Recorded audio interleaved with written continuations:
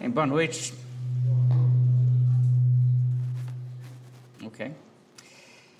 Nós vamos, neste momento, voltar a falar sobre assuntos relacionados ao credo apostólico, especificamente a parte onde diz que ele padeceu sob Pôncio Pilatos, foi crucificado, morto e sepultado, desceu à mansão dos mortos, ou mundo dos mortos, e na remissão dos pecados. Creio também na remissão dos pecados.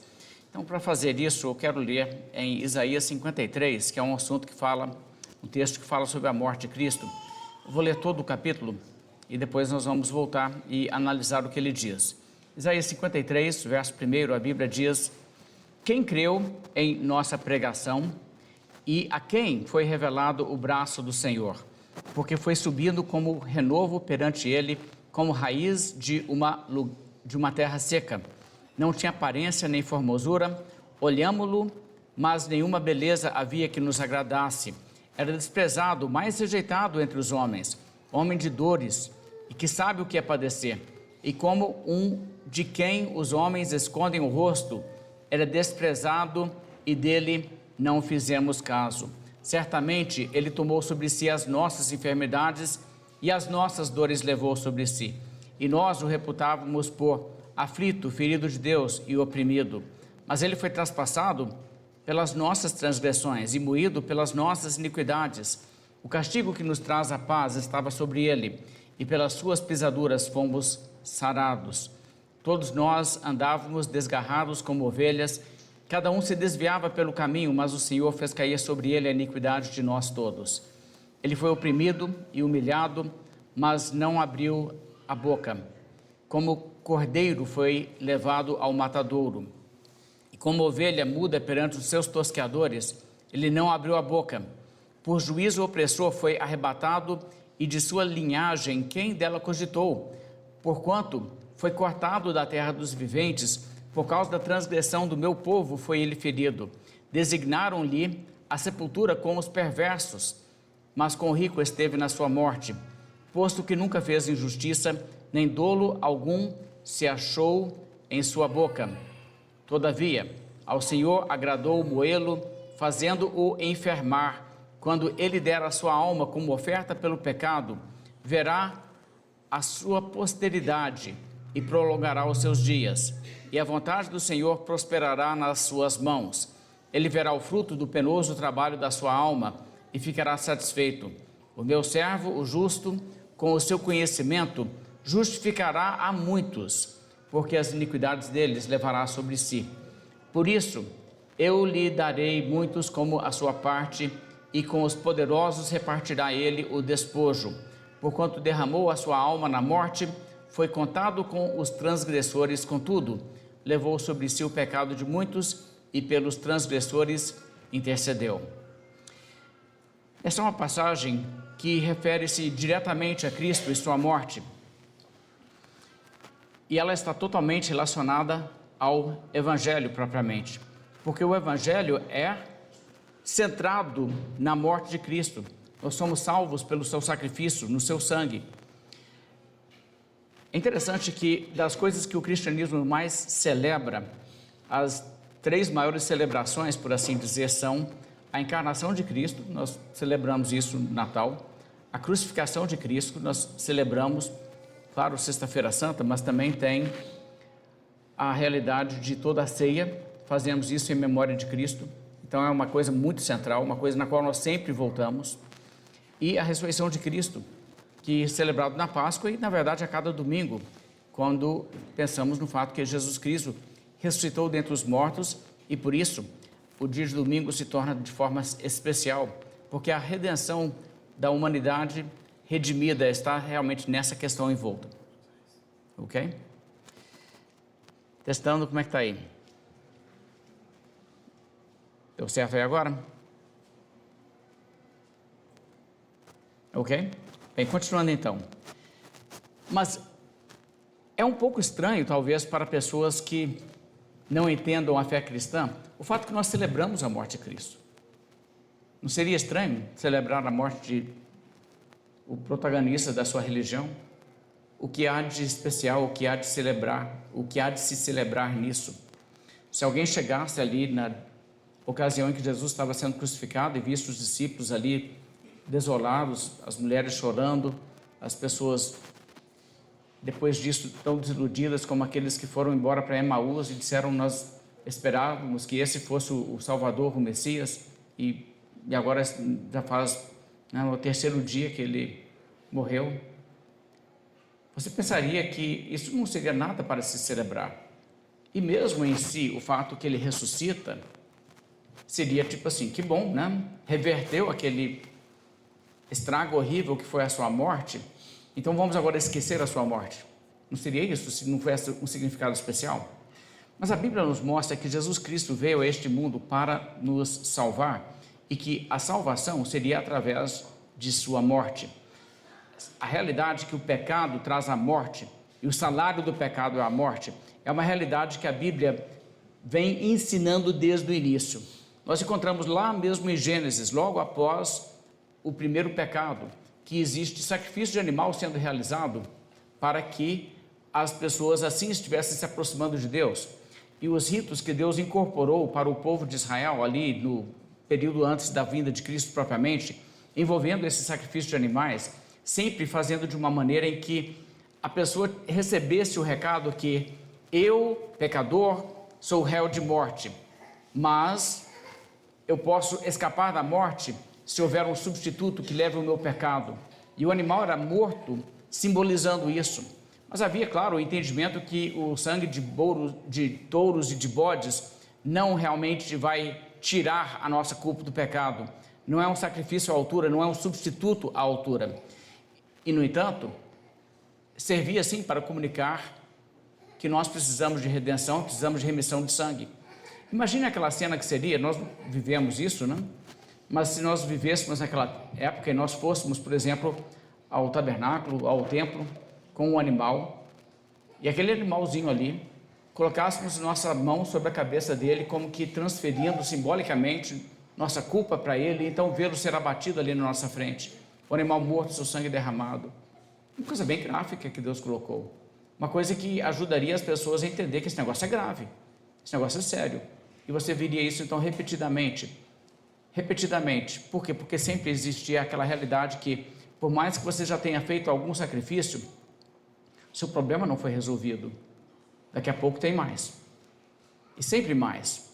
E nunca para, porque sempre existe a necessidade de reconhecer a sua culpa não está expiada, a sua maldade não foi resolvida, é necessário que haja um sacrifício de sangue. Mas nunca aquele sacrifício de sangue que era oferecido trazia solução. Até que um dia, ali perto do Rio Jordão, Jesus Cristo se aproximando do Rio Jordão, o profeta João Batista, movido pelo Espírito Santo, apontou para Jesus e disse: eis o Cordeiro de Deus que tira o pecado do mundo. E ali estava então a esperança de todo o povo salvo, alguém que realmente poderia fazer isso, tirar a culpa do nosso pecado. O livro de Hebreus trabalha sobre isso e mostra a necessidade de Cristo morrer por nós. Capítulo 2, verso 10, a Bíblia diz: porque convinha que aquele por cuja causa e por quem todas as coisas existem, conduzindo muitos filhos à glória, aperfeiçoasse por meio de sofrimentos o autor da salvação deles. Não é interessante aqui referindo-se a Jesus, que é o autor da nossa salvação. Então Deus, para nos levar à glória, conduzindo muitos filhos à glória, era necessário que Ele aperfeiçoasse por meio de sofrimentos Jesus Cristo, o autor da nossa salvação. Às vezes as pessoas leem isso e dizem: mas espera aí, Jesus não é perfeito não? Sim, Jesus é perfeito, mas Ele não era perfeito como um Salvador sem que Ele sofresse. Ele só se torna um Salvador adequado pelo sofrimento. Então Ele é aperfeiçoado por meio de sofrimentos para se tornar o nosso Salvador. O verso 14 explica, ele diz: visto que os filhos que Deus tem, que Ele está levando e conduzindo para a glória, visto que os filhos têm participação comum de carne e sangue, destes também Ele igualmente participou, para que por sua morte destruísse aquele que tem o poder da morte, a saber, o diabo. Agora veja só que coisa interessante. Nós então, como seres humanos, pessoas de carne e sangue, para nos salvar, para nos redimir, era necessário que o nosso Salvador tivesse essa mesma natureza nossa e que sofresse a ira de Deus como um de nós, a nossa experiência humana, ou seja, ele teria que se tornar um ser humano também, como nós, para que a ira de Deus derramada sobre ele, na forma de ser humano, fosse exatamente aquilo que a ira de Deus colocada sobre um ser humano culpado recebesse. E assim a Bíblia diz, verso 16 também, capítulo 2 de Hebreus, pois ele evidentemente não socorre a anjos, mas socorre a descendência de Abraão. Essa é uma frase muito importante você entender. Jesus Cristo, é uma coisa evidente isso, ele não socorre a anjos. Você sabe que tem anjos que pecaram? Jesus não salva nenhum anjo que pecou. Alguém poderia dizer, o que seria necessário para que ele salvasse anjos? Bem, isso assim seria uma coisa muito especulativa, porque não existe salvação para anjos que caíram. Mas pelos critérios que a Bíblia apresenta para a salvação de seres humanos, podemos presumir que indica alguma coisa do tipo, o Salvador teria que se tornar um anjo e sofrer a punição do pecado como ela cairia sobre um anjo, talvez alguma coisa assim. Ele fez isso por acaso? Não, ele não fez isso. Jesus não salvou nenhum anjo. A Bíblia diz, ele não socorre anjos. Agora, isso é interessante, porque vamos só fazer uma pequena digressão aqui em relação a algumas questões teológicas. A Bíblia fala de anjos eleitos, não fala? Fala de anjos eleitos. Então, mas e aí? Mas você sabe que esses anjos eleitos não são redimidos? Eles não são salvos. Salvo presume que existe uma queda, existe uma culpa, existe uma condenação pendente sobre aquela pessoa ou aquele ser que terá que ser executado, do qual ela é salva. Os anjos que nunca pecaram, os anjos eleitos nunca pecaram, nunca precisaram de salvação, certo? De modo que os únicos anjos que caberia dizer precisam de salvação são aqueles que se tornaram culpados por pecado. Ok, bem, agora deixa-me dar mais um passo e sair fora do assunto, depois eu volto, tá? Eu prometo que eu volto. Mas, você sabe que existe uma declaração na Bíblia de Maria, onde Maria fala, meu espírito se alegra em Deus, meu Salvador. Não é interessante? Agora, vocês viram o que isso significa? Se Jesus não salva a anjos, e ele não socorre a anjos, e eles dizem, não, ela é salva, mas ela é salva é assim. Tem alguns que Deus salva deixando que eles caem e depois tira eles do buraco. E tem alguns que ele salva prevenindo que eles caiam. Tipo os anjos eleitos, bem, beleza. Ele não socorre a anjos. Gente, esse pessoal não lê a Bíblia não é possível. Mas voltando ao assunto. A realidade é que para ser o nosso Salvador, era necessário que um ser humano, com a nossa natureza, sofresse a ira de Deus derramada em sua totalidade contra ele, em toda a sua fúria. E para isso, teria que ser uma pessoa que não tivesse culpa própria. Como que uma pessoa que tivesse culpa própria, necessidade de sua própria salvação, poderia salvar mais alguém? Imagine como seria isso. Digamos que eu, por amar muito a alguém, minha esposa, uma de minhas filhas, alguma situação assim, dissesse, não, seu Deus, não condena pelo pecado, joga na minha conta. E Deus dissesse, ok, você tem uma conta para pagar própria, terminando de pagar a sua, você paga a outra, só que eu nunca acabo de pagar a minha, entendeu? Porque a minha culpa é infinita diante de um Deus infinito. A única maneira em que poderia se haver salvação para o ser humano é se houvesse alguém que, como ser humano, pudesse experimentar a ira, mas que também fosse de valor infinito, por ser o próprio Deus. Deus se fazer homem é a única solução para o pecado. Então, quando nós cremos em Deus Pai Todo-Poderoso, cremos no Filho Jesus Cristo e cremos no Espírito Santo e cremos que ele desceu a este mundo, se encarnou, nasceu da Virgem Maria e sofreu sob Pôncio Pilatos, morreu, foi até o mundo dos mortos e ressuscitou. Aí sim nós estamos falando de um Salvador à altura. É interessante que no período lá dos poetas gregos que faziam aquelas peças teatrais, lá na época de Homero, aquelas coisas. Certa vez, um dos poetas se exasperou com as peças teatrais que estavam sendo produzidas na sua geração, porque ele disse: as peças estão muito banais, eles querem exaltar os deuses, então eles começam com uma trama, apresentam aí um probleminha bobo, que se fosse um bom governante da cidade, resolvia, mas não, aí entra um Deus para salvar a situação. Ele disse: vocês querem que um Deus entre como a solução do problema? Então arranje um problema que exija um Deus. Bem, interessante que nesse caso, nós temos realmente um problema que ninguém poderia salvar, a não ser Deus. Nenhum anjo do céu poderia dizer: eis-me aqui, envia-me a mim. Não teria valor suficiente. Nenhum ser humano poderia fazer, nem que o Deus criasse outros seres humanos, como ele criou Adão do pó da terra, que não tivesse pecado, e ele falasse: eu topo. E aliás, existe outra realidade que você deve perceber. Se Deus pegasse uma criatura e falasse para a criatura: vá lá, você e sofra no lugar deles, como por exemplo acreditam as testemunhas de Jeová. Testemunho de Jeová acredita que é isso, que para pagar pelos pecados dos pecadores, Deus tomou uma criatura, a primeira no caso que ele criou, que não tinha feito nada de errado, e disse: aqui, você nunca fez nada de errado não, mas eles pisaram na bola, vai lá e paga a conta deles, vai. E isso demonstra que quem que ama a gente então, no caso, se fosse isso? Deus ou esse outro que se entrega? Percebe que não é nem Deus que nos ama mais? Aí nesse caso é bom você ser grato só com Jesus, porque o Pai, ele não se envolve não, ele manda o outro. E o que acaba mostrando isso em relação ao Pai, já que Jesus e o Pai não são um nessa conjuntura, o que acaba mostrando é que o Pai gosta mais da gente porque ele gosta de Jesus, só isso.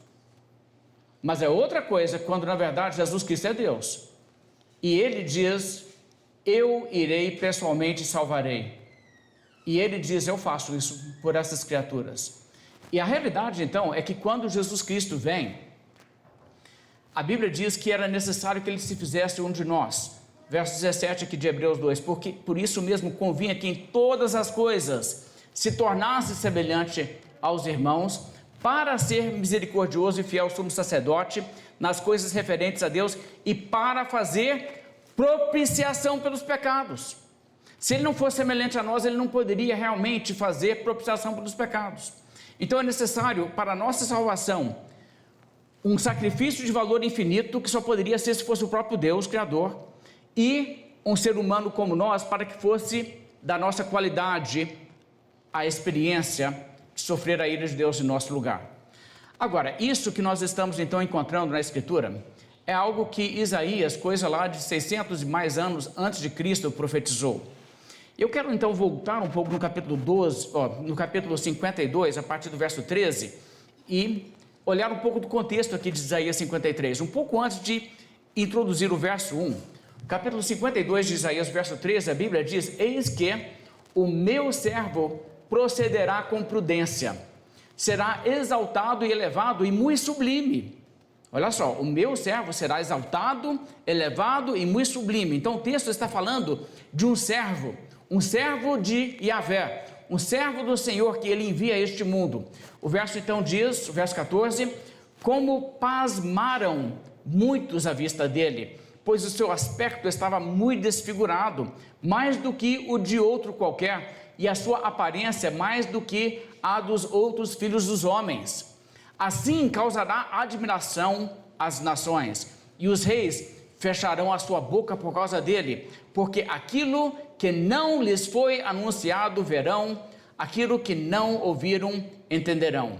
Então o servo do Senhor será prudente, ele agirá com sabedoria, e ele será exaltado, e ele será elevado, ele será na verdade muito sublime, muito sublime. Agora veja só, palavras grandiosas. Ele terá também a admiração das pessoas das nações e até dos seus reis, por dois motivos. Um, por causa da forma em que ele será desfigurado.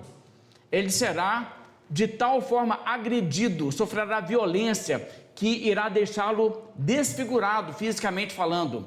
Além disso, porque aquilo que não havia sido anunciado a eles, em relação à mensagem de Yahvé, virá a essas nações e virá aos povos da terra através dele. Então, de quem estamos falando? Evidentemente, isso aqui é o Senhor Jesus Cristo que veio a este mundo e que a mensagem do Deus de Israel veio a ser proclamada mundialmente em seu nome. Agora, é claro que você sabe, se você tem algum contato com o judaísmo, ou sabe alguma coisa sobre o judaísmo, que esse texto de Isaías 53, ele é um texto muito óbvio para você mostrar que Jesus e a morte e a crucificação de Jesus é profetizado no Velho Testamento. E como que eles lidam com isso? Bem, hoje, a forma meio padrão para um judeu que não quer admitir Jesus Cristo como Salvador lidar com essa passagem é lidar com ela dizendo que, mas esse servo do Senhor aqui, esse servo sofredor, não é o Messias, é a nação de Israel, é o povo coletivamente. Nos seus dias, Orígenes escreveu o seguinte: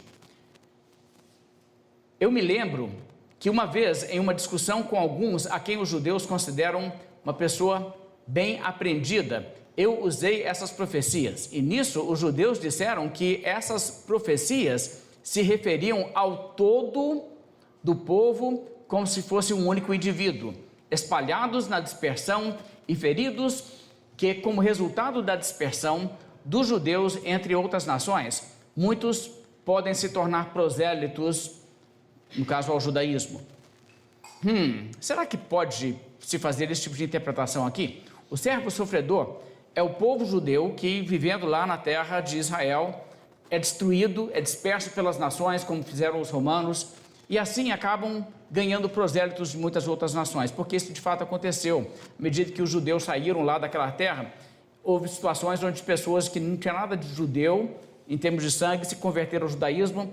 Existe uma realidade histórica aí que, se você olhar, muita gente aí que se diz judeu hoje é, na verdade, por um elo com o judaísmo, mas não tem nada do sangue daquele povo que é descendência de Abraão, que vivia ali na terra de Israel no tempo de Jesus, não.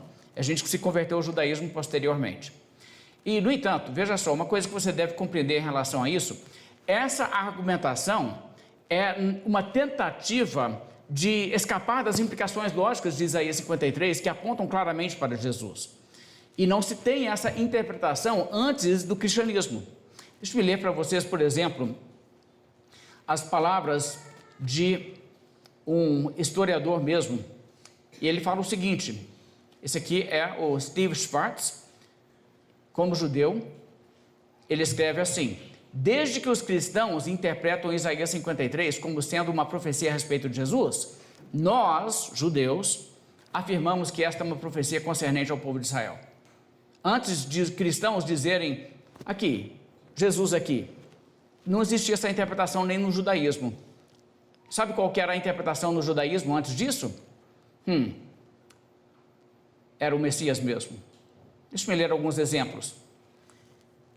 Esses exemplos que eu vou ler não são necessariamente lá de trás daquela época não, mas são testemunhos do próprio judaísmo ao longo dos séculos, que ainda leem isso e dizem, isso aqui tem que ser o Messias, não tem jeito de se interpretar isso de outro jeito não. Por exemplo, o rabino R.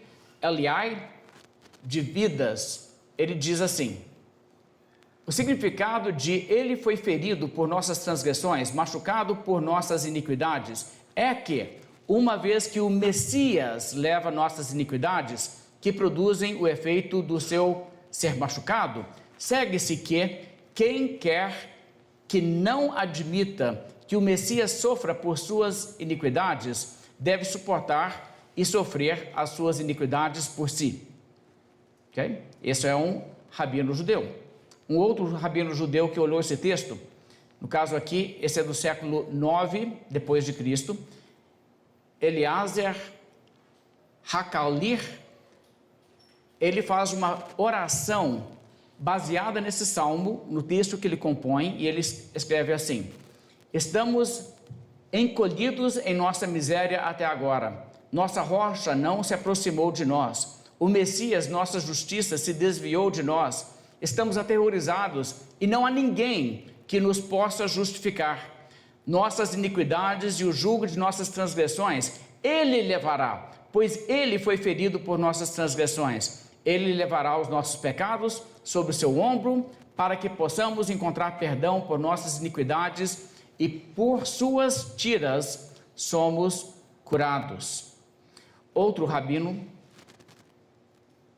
escreve, isso aqui é uma citação propriamente tirada da Midrash Tanuma Yalkut, volume 2, e diz assim: Isaías 52:13 afirma que as expressões exaltado e muito elevado aplicam-se a este e indicam que o Messias será mais exaltado do que Abraão, mais exaltado que Moisés e será muito elevado, isto é, mais alto que os próprios anjos ministradores. Olha só que coisa interessante, isso é lá de trás. Então isso demonstra que havia realmente esse entendimento. Até o cristianismo começar a apontar o elo óbvio, não havia essa interpretação. Mas agora surge isso como uma tentativa de não dar o braço a torcer, por assim dizer. Mas deixe-me apenas mostrar alguns detalhes em Isaías 53, que você vai perceber claramente, não se tem como interpretar o servo sofredor como sendo o povo de Israel.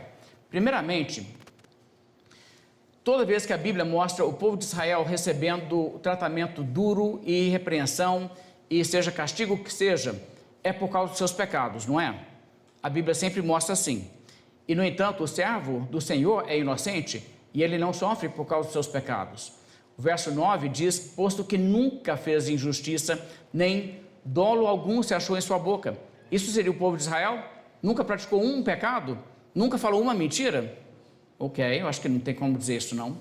O verso 11, o justo diz, com o seu conhecimento justificará muitos, porque as iniquidades deles levará sobre si. Veja, ele leva sobre si as iniquidades de outros. O verso 12 diz que ele foi contado com os transgressores, contudo, levou sobre si o pecado de muitos e pelos transgressores intercedeu. Então, ele é justo, ele é sem pecado e ele leva sobre si o pecado de outros. Ele sofre as culpas dos outros. E não somente isso, ele faz isso voluntariamente. Agora vamos lá, vamos ser sinceros. As atrocidades que são horrendas, trágicas e das quais é uma das grandes vergonhas da humanidade, mas o maltrato de povo judeu no mundo é uma coisa que o povo judeu buscou e disse, me dá isso, eu quero isso, eu voluntariamente assumo? Claro que não. Mas o verso 4 diz, certamente ele tomou sobre si, não apenas ele, sem conseguir sair fora, caiu sobre ele. Não, ele tomou sobre si as nossas enfermidades. O verso 10 diz, quando der ele a sua alma como oferta pelo pecado, ele se entrega. O verso 11 diz, as iniquidades deles levará sobre si. O verso 12 diz, porquanto derramou a sua alma na morte, levou sobre si o pecado de muitos. Ele faz isso voluntariamente. Então, nós estamos falando com outra pessoa aqui. E além disso, ainda existe o fato que essa passagem diz sobre um nós. Tem um nós aqui. Alguém que inclui Isaías o profeta. Isaías o profeta diz, tem esse servo sofredor e existem nós. Tá, e aí? Como que é o comportamento dos nós a quem Isaías pertence? Verso 3 diz, dele não fizemos caso. Nós não fizemos caso dele. Verso 4 diz, as nossas enfermidades e as nossas dores levou sobre si, e nós o reputávamos por aflito, ferido de Deus e oprimido. Mas ele foi traspassado pelas nossas transgressões e moído pelas nossas iniquidades. O castigo que nos traz a paz estava sobre ele, e pelas suas pisaduras fomos sarados. Todos nós andávamos desgarrados como ovelhas, cada um se desviava pelo caminho, mas o Senhor fez cair sobre ele a iniquidade de nós todos. E Isaías se inclui naqueles que são culpados, que têm pecado, mas o servo sofredor não tem pecado, e ele tomou os nossos pecados. Então, quer dizer, isso aqui simplesmente não tem como interpretar de uma outra maneira, não. Estamos falando do Salvador do mundo mesmo, o Cordeiro de Deus que tira o pecado do mundo. Agora, vamos então pensar um pouco mais sobre essa passagem. Eu quero voltar no verso 1 e vamos olhar os detalhes aqui. Verso 1 diz, quem creu na nossa pregação, a quem foi revelado o braço do Senhor? Aqui já é uma indicação de que quando ele chega, não é muito grande o número de pessoas que o ouvem e convertem-se. E não é assim que aconteceu com Jesus, seu ministério? Ele foi rejeitado em grande medida. Pois é, o verso 2.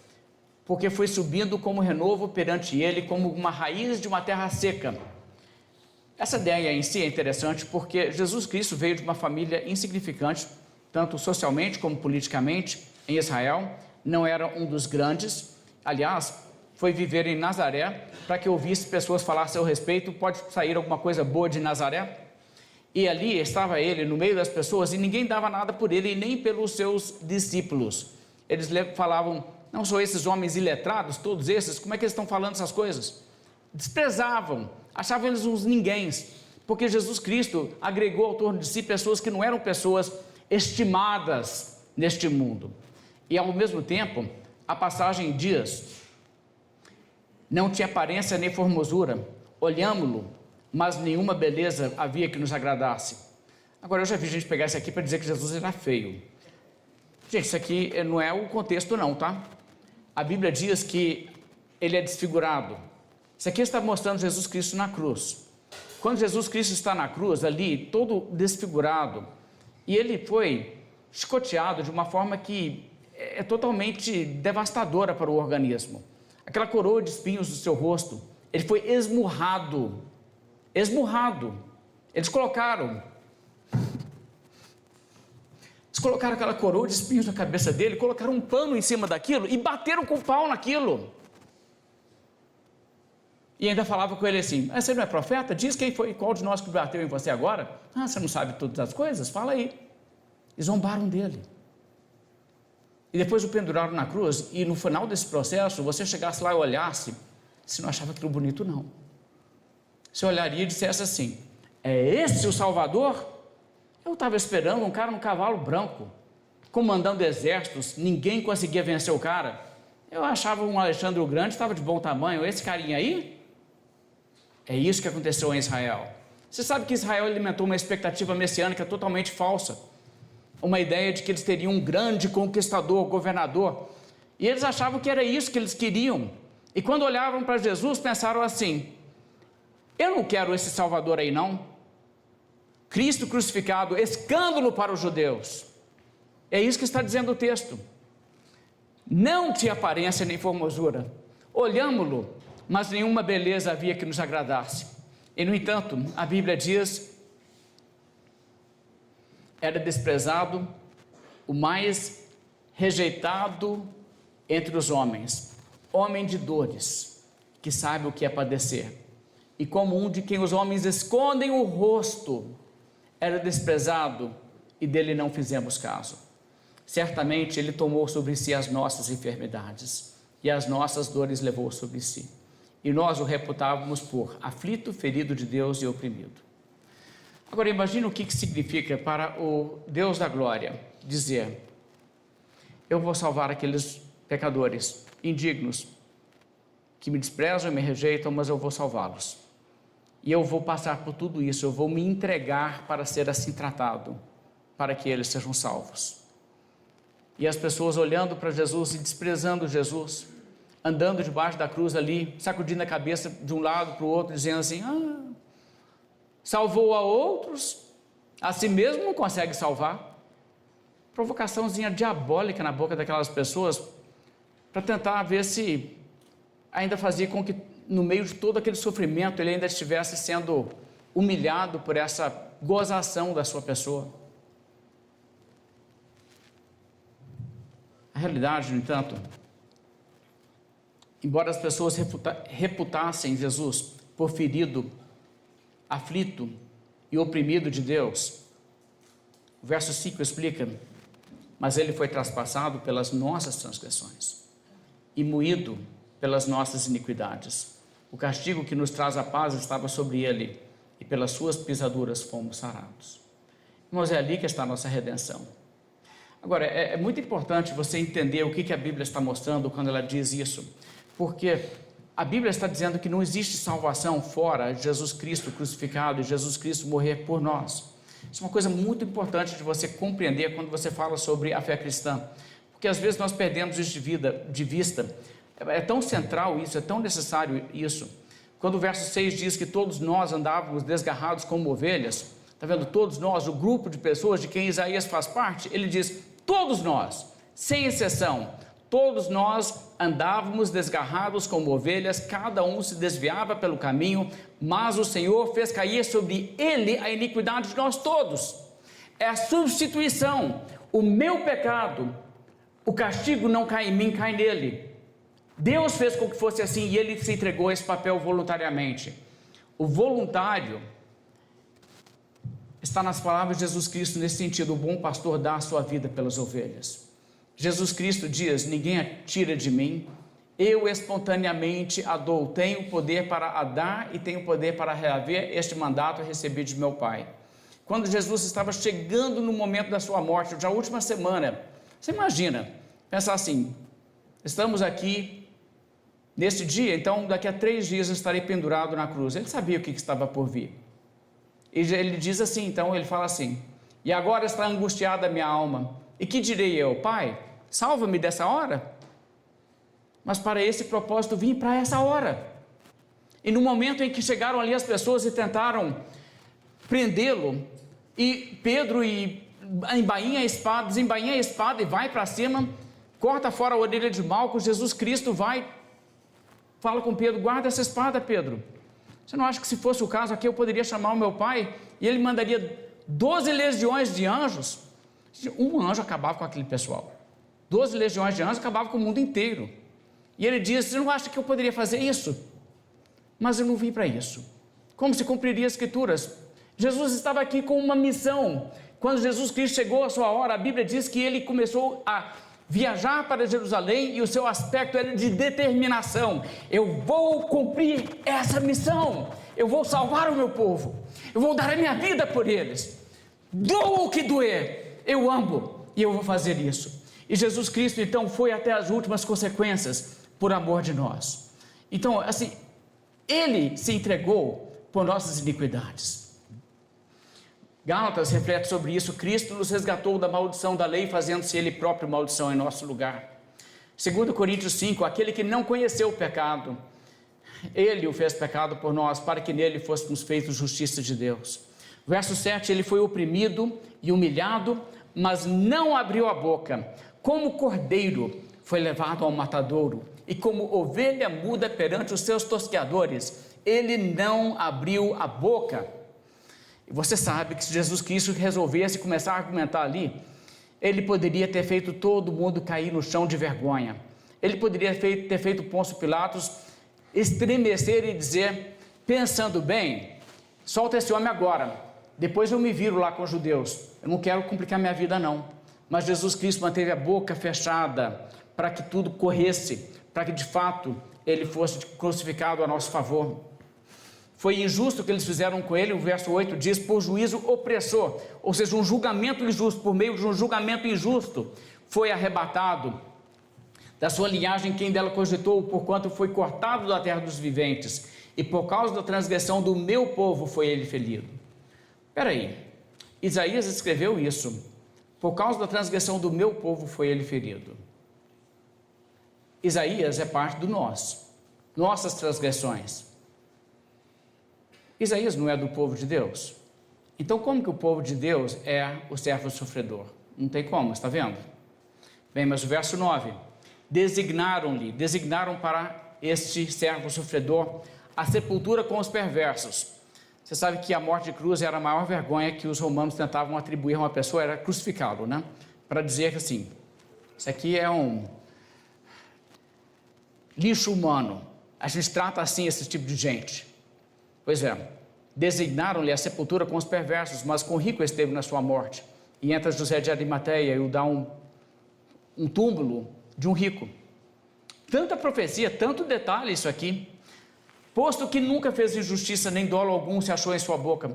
Agora, eu quero voltar para o livro de Hebreus um pouco, e eu quero que você acompanhe comigo, que eu vou ler agora umas passagens do capítulo 7, depois do capítulo 10, porque a explicação de Hebreus de tudo isso aqui é muito enriquecedor. Hebreus 7, o verso 26, a Bíblia diz assim: com efeito, nos convinha um sumo sacerdote como este, santo, sem mácula, inculpável, separado dos pecadores e feito mais alto do que os céus. Está vendo a ligação com Isaías? O meu servo será sublime e muito elevado. Pois é, feito mais alto que os céus. como aquele próprio rabino olhou o texto e disse: isso aqui quer dizer que ele é mais elevado que os próprios anjos. Exato. Pois então, e a Bíblia acabamos de ler, ele nunca fez injustiça, nunca pecou. Pois então, nos convinha um sumo sacerdote como este, santo, inculpável e sem mácula. E o verso 27 então diz que não tem necessidade, como os sumos sacerdotes, de oferecer todos os dias sacrifícios, primeiro pelos seus próprios pecados, depois pelos do povo, porque fez o sacrifício pelos pecados do povo, uma vez por todas, quando a si mesmo se ofereceu.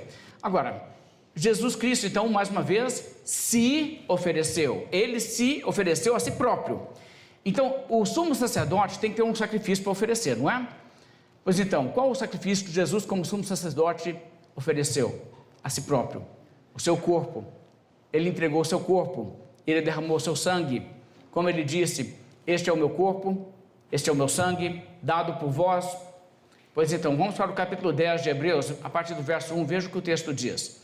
Ora, visto que a lei tem sombra dos bens vindouros, tipologia que aponta para coisas que Deus depois traria em sua realidade, não a imagem real das coisas, nunca jamais pode tornar perfeitos os ofertantes, com os mesmos sacrifícios que ano após ano, perpetuamente, eles oferecem.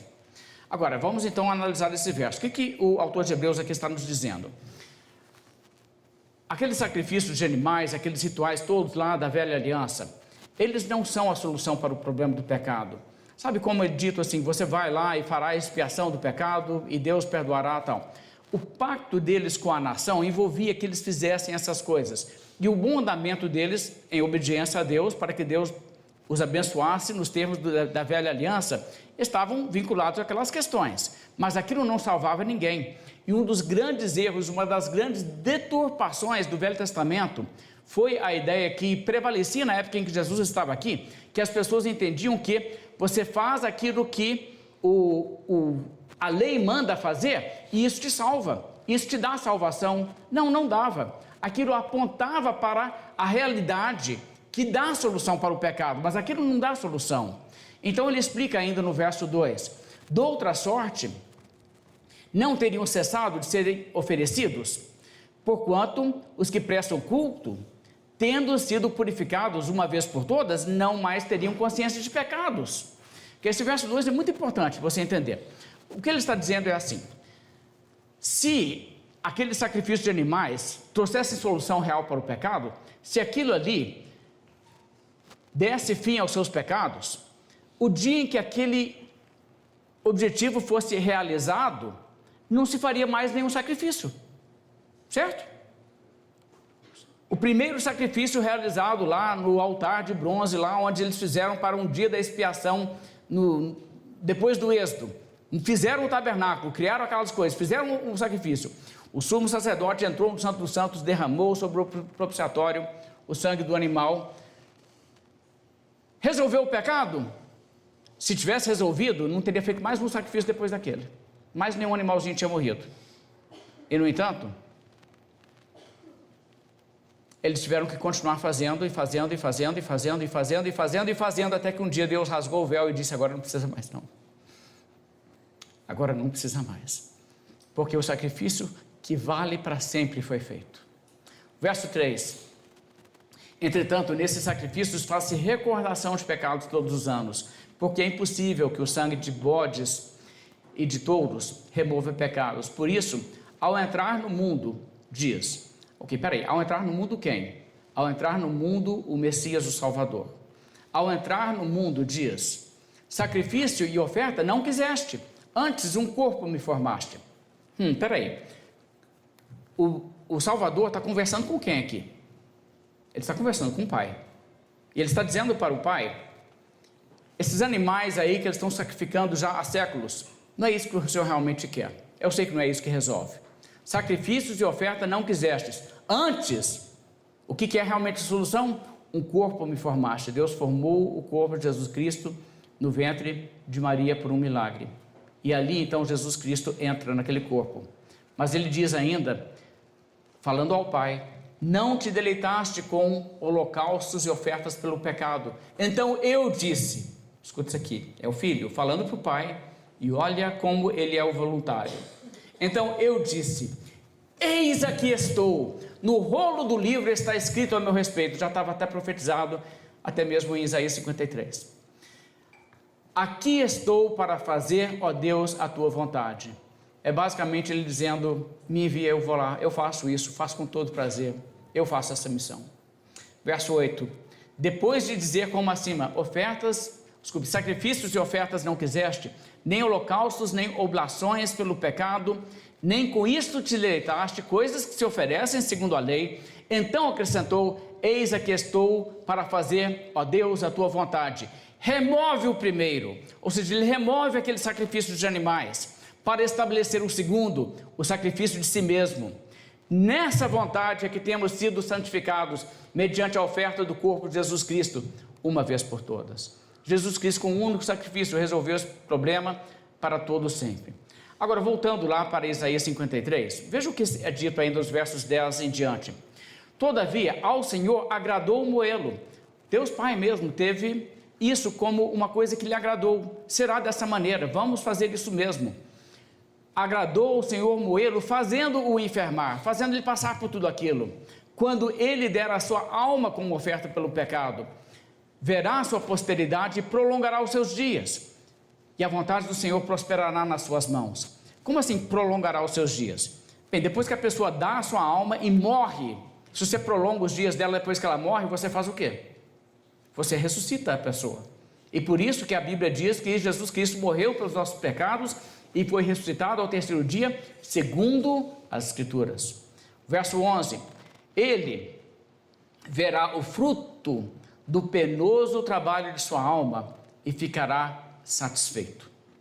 O meu servo, o justo, com o seu conhecimento justificará a muitos, porque as iniquidades deles levará sobre si. Gente, isso aqui é um texto tão precioso, uma coisa assim tão maravilhosa isso aqui. Ele olha o resultado por tudo que ele passou e ele fica satisfeito. E ele diz, valeu a pena. Gente, quem olharia para nós e diria, valeu a pena para ter a gente? Você faria isso por quem? Sério. E no entanto, o meu servo, o justo, justificará a muitos, porque as suas iniquidades levará sobre si, as iniquidades deles. Agora, deixa eu falar só uma coisa rápida aqui em relação à doutrina da expiação. Você sabe que tem esse debate, Jesus morreu por todos, se morreu por alguns, e como é que essa expiação, ela é limitada, ela é ilimitada, ela é eficaz, ela não resolve tanto o problema. Aqui a Bíblia diz, por que Jesus justificará a muitos? Por quê? Porque as iniquidades deles levará sobre si. Se ele levasse sobre si as iniquidades de todas, não seria óbvio que ele justificaria a todos? Vocês viram o que o texto mesmo diz? O texto diz isso. Ele justificará a muitos, porque as iniquidades deles levará sobre si. Ora, se ele levasse as iniquidades de todos, ele justificaria a todos. Mas ele não justifica a todos. Então, assim, é uma dedução clara do texto. Jesus Cristo, como nosso sumo sacerdote, entra como se fosse no santuário para fazer expiação, aquele ritual que era feito lá na nação de Israel, onde o sumo sacerdote entrava levando o sangue para derramar sobre o propiciatório.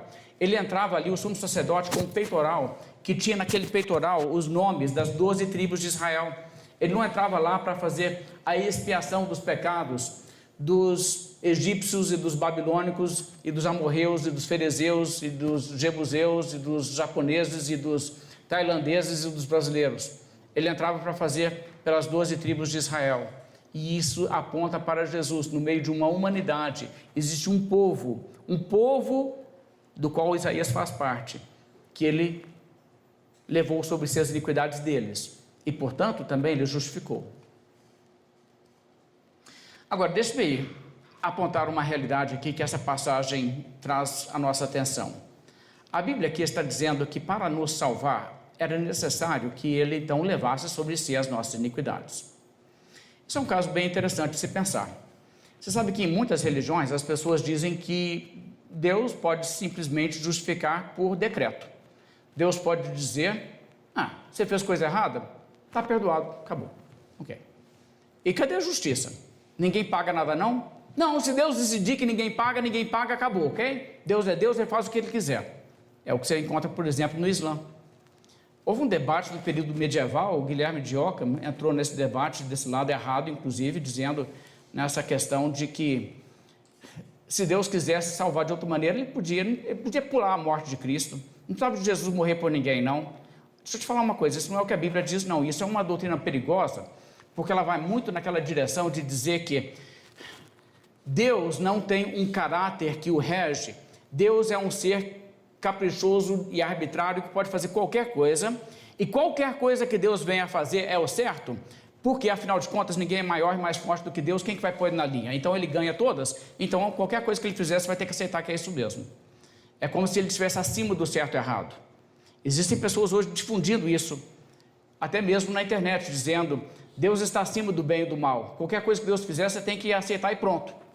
Ok, é verdade que nós somos muito limitados para julgar a Deus, e é uma coisa assim, extremamente perigosa você querer começar a olhar para Deus e dizer, eu acho que Deus está errado.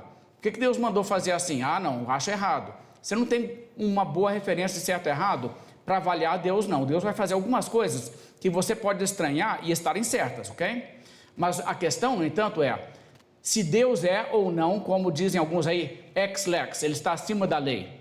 Deus pode fazer qualquer coisa. Bem, a Bíblia não ensina isso.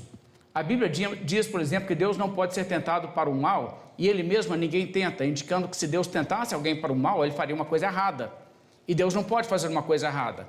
Por quê? Porque tem um Deus de Deus acima dele que diz que não pode, e ele tem que ser obediente? Não, porque o seu próprio caráter o impede de agir assim. Ele é tão puro de olhos que não pode olhar para a iniquidade. Então ele nunca tem uma índole para isso, e ele não pode porque ele não pode negar a si mesmo. Ele não pode ser o que ele não é. Então existem coisas que ele não pode fazer, porque o seu próprio caráter determina como ele age. Outra passagem na Bíblia que você pode pensar, Hebreus 6 diz que é impossível que Deus minta. E em relação a isso, Jesus, quando estava aqui na terra, fez uma declaração muito interessante. Escuta isso aqui é de João 8. Jesus Cristo falou assim com as pessoas, vós não o tendes conhecido, falando que vocês não conheceram o Pai. Eu, porém, o conheço. Se eu disser que não o conheço, serei como vós mentiroso. Que interessante, olha o que Jesus acabou de falar. Ele não disse, se eu falar uma coisa falsa, ela vira verdade, porque nada nunca pode contra... Não, ele disse, existe a verdade. Se eu disser que eu não conheço, eu viro o mal igual a vocês. Claro que eu não vou fazer isso, é contra a natureza de Jesus, ele não queria fazer, entendeu? Mas existem coisas que ele não pode fazer. Deus não pode mentir. Sabe uma outra coisa que Deus não pode fazer? Deus não pode perdoar sem que haja justiça. A morte de Jesus Cristo era necessária para que pela sua morte ele salvasse o seu povo. Romanos 3, 26. Tendo em vista a manifestação da sua justiça no tempo presente, para ele mesmo ser justo e justificador daquele que tem fé em Jesus. Agora vamos entender isso, ser justo e justificador. Como assim? O justificador é aquele que declara o pecador como justo. Ótimo. Digamos então que Deus quisesse salvar pecadores, ele vê os pecadores fizeram as suas coisas erradas e ele não quer condená-los, ele quer justificá-los. Mas eles, se forem pagar pelo seu pecado, eles pagarão eternamente, nunca atingem a dívida em si, de modo que, na verdade, Deus simplesmente diz por decreto, justificados, perdoados. Deus fizesse dessa maneira, ele seria justificador às custas de ser justo. Ele deixaria de ser justo se salvasse assim. Muito importante o que a Bíblia está dizendo. Está vendo que a Bíblia não está dizendo que Deus é ex lex? A Bíblia está dizendo que Deus tem um padrão ao qual ele se conforma, que é a sua própria justiça. Agora, por outro lado, se Deus dissesse, então serei justo. Eles são pecadores, dar-lhes o que merecem. Ele nos condenaria a todos. Ele seria justo, só não seria nosso justificador. Existe um modo e um modo apenas para Deus ser justo e justificador. E é Jesus morrer pelo seu pecado. E é por isso que Jesus Cristo, naquele momento, antes de ir para a cruz, onde ele estava suando gotas de sangue, que ele clamou ao Pai, e diante do Pai clamou e disse: se possível, passe de mim esse cálice, mas se não, faça-se a tua vontade. Olha, eu te garanto, se houvesse qualquer outra maneira de salvar pecadores, Deus não teria dito para o filho: vai lá, não é necessário não, mas vai lá, faz a tua. Eu poderia fazer de outra maneira, eu poderia fazer por decreto, mas vai. Não. Para ser justo e justificador, esse é o caminho. E assim então foi feito. Existe uma história, eu ouvi alguns anos atrás, me marcou bastante, eu vou compartilhar com vocês. Talvez você já ouviu, mas se já ouviu, não creio que vai fazer mal ouvir de novo. Dizem que em tempos remotos, antes do cristianismo chegar na região da Rússia, onde as pessoas viviam em tribos, eram meio bárbaros, né? E tinham lá suas aldeias com as suas espécies de tendas malocas improvisadas lá onde moravam, naquele frio todo. Numa determinada tribo, daquele pessoal vivendo uma vida tão austera, coisas importantes, valiosas, começaram a desaparecer, fazendo muita falta para as pessoas que estavam sendo lesadas assim, porque alguém estava furtando suas coisas.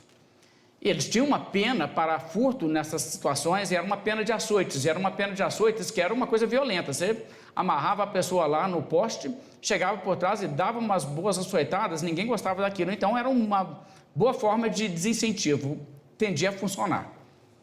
E no entanto, as coisas estavam sumindo agora, e ninguém estava descobrindo quem era. Então, as pessoas disseram: tem que fazer alguma coisa, mas como não estavam descobrindo quem que era o culpado, o rei lá da tribo disse: então vamos subir a pena, e aumentou a pena de açoites. Mas continuaram a coisa subindo, e aumentou mais a pena de açoites, e aumentou tanto assim, com essas tentativas de assustar o ladrão, que todo mundo sabia, virou uma pena de morte por açoites. Ninguém sobrevive tantos açoites. Você vai dilacerar a pessoa tanto, a pessoa não vai sobreviver, a pessoa vai morrer à míngua depois, com tanto de sangue que ela vai perder, com as infecções que ela vai ter, com a pele toda foi embora do corpo. Você só vai matar a pessoa por açoites, virou pena de morte por açoites. Mas assim estava estipulado. E mesmo assim, os furtos continuaram acontecendo. E aí um dia pegaram quem estava furtando. Era a mãe do rei. A mulher ali, toda prepotente, achando assim: eu tenho ligação com gente poderosa, estou podendo, estou querendo essas coisas, e estava roubando. E foram lá onde ela tinha as suas coisas e começaram a achar todas as coisas que tinham sumido nos últimos dias. E então começou aquele zum, aquela murmuração toda pela tribo, o pessoal falando assim: agora eu quero ver o rei matar a mãe dele, eu quero ver ele aplicar o negócio. Se fosse a minha mãe, ele aplicava, mas a mãe dele não vai ter isso não, vai ter não. Pois a surpresa de todo mundo, o rei falou assim: nós vamos fazer justiça, traga lá minha mãe, amarra ela no poste. E fizeram isso, todo mundo ficou olhando assim, falou assim: agora vem cá, carrasco, você vai aplicar todos os golpes, nenhum a menos. Você entendeu? Ele: sim, entendi. Falei assim: muito bem então, só que agora primeiro me amarre atrás dela. E ele ficou ali amarrado atrás dela e levou todos os golpes. E ele morreu. E ela viveu. O que você acha que depois disso a sua mãe pensava do seu furto? Será que ela achou que valeu a pena? Será que ela não teve um desgosto do pecado que ela praticou depois daquilo? Você sabe que a morte de Cristo por nós é uma demonstração de amor como nenhuma em toda a história da humanidade, e nenhuma que virá. Nunca teve ninguém que te amou como Jesus te amou. Jamais. E o seu pecado foi o que levou ele à cruz. Mas ele disse: ok, eu amo o bastante, eu faço. Em troca da alegria que lhe estava proposta, suportou a cruz, não fazendo caso da ignomínia, da vergonha, de ficar pendurado pelado ali naquele momento, todo mundo o zoando lá embaixo. Quanto Jesus nos amou, irmãos, quanto Ele nos amou. A gente não faz ideia. Que amor que é esse? Que amor que é esse? É isso a mensagem da cruz. Que Deus nos amou dessa forma, uma coisa incalculável, uma coisa sem nenhuma capacidade de nossa mente entender. Mas a alegria que lhe estava proposta era a alegria de ter o seu povo a seu lado. Ele verá, diz o verso 11, o fruto do penoso trabalho da sua alma e ficará satisfeito. Irmãos, eu quero então pedir que você, nesse momento, pense um pouco sobre essa questão. Jesus Cristo morreu por pecadores. Dificilmente alguém morreria por um justo, uma pessoa que não merecesse morrer, que estivesse sendo injustiçada de ser morta. Mas pode ser que por um bom amigo que já fez muita coisa, deve muita obrigação para ele, alguém até se animasse a morrer. Mas Deus prova o seu próprio amor para conosco pelo fato de ter Cristo morrido por nós, sendo nós pecadores. Se você está aqui e você nunca entregou realmente sua vida a Jesus, você nunca disse, eu me rendo, eu me arrependo do meu pecado e eu vou seguir Jesus Cristo de hoje em diante. Eu quero que você entenda o que significa Jesus Cristo fazer isso na cruz, oferecer para você o perdão e dizer, se você crer, eu te perdoo. E você dizer, não, quero não me interesso não. Isso é uma coisa muito assustadora de pensar que uma pessoa teria essa disposição. Deus te ama e Deus te convida ao perdão. Aceite o seu convite.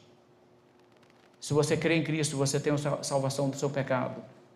E você pode afirmar, como diz o credo, creio em Jesus Cristo, creio que Ele sofreu sob Pôncio Pilatos e que Ele ressuscitou, e creio no perdão dos pecados e na vida eterna. Não deixe de apreciar o preço que foi pago para a nossa redenção. Vamos curvar nossas cabeças. Senhor Deus, nesse momento, Deus, com tanta coisa passando pela mente, é difícil até a Deus saber o que falar. Mas, ó Deus, obrigado. Obrigado por Jesus Cristo, obrigado pelo amor que o Senhor nos mostrou, obrigado, ó Deus, pelo sacrifício de Jesus Cristo, que o Senhor dispôs a oferecer para a nossa salvação, ó Deus, para que, mantendo-se sempre justo, sempre correto, nunca deixando que o pecado fique impune, ainda assim nos livrasse da punição através do sangue de Jesus Cristo. Meu Deus, quando nós celebramos isso e nós agradecemos por isso, ó Deus, nos dê mais profundidade, nos dê mais reconhecimento do que isso realmente significa, para que possamos, ó Deus, de forma grata, nos alegrar no Senhor. Te peço em nome de Jesus. Amém.